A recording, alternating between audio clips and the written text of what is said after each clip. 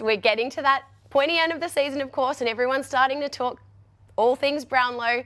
And there are some standout favourites, aren't there, with the Brownlow medal this year. But I know you two have a few players that you want to talk a little bit about, so I reckon you should get up and have a little chat to us about it at the wall. You're right, Megsy. September is almost upon us, but with 2 rounds to go in the 2025 home and away season, there's still a lot on the line when it comes to the most prestigious individual award in the competition. Chad, clearly, these are the top 5 favourites right at this point in time. Nick Dacos, Jordan Dawson, Bailey Smith, and the 2 at the Gold Coast Suns, who are 1 and 2 in the Coaches Award right now, Noah Anderson and Matt Rao. But you and I want to talk about 2 other names that are just beyond this group that are smokies at this point in time with 2 rounds to play.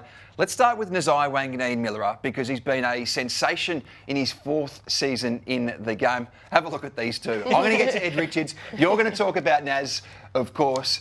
I mean, they've only won 8 games, St Kilda, and usually you need to win a lot more games than that to win the Brownlow medal.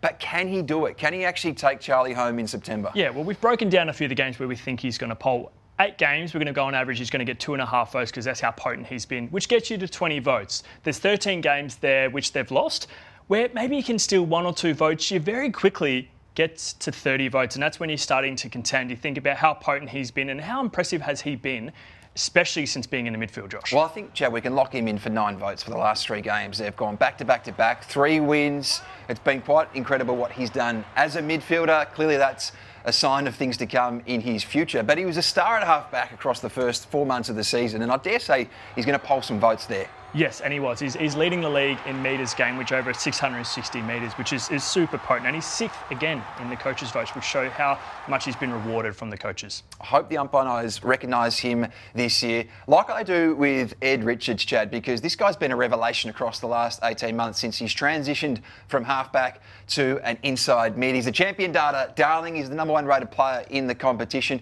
And we look at his numbers here. 11 times he's collected 20+ ratings points, which is just completely off the charts. He's not a big accumulator like some of the names we just went through.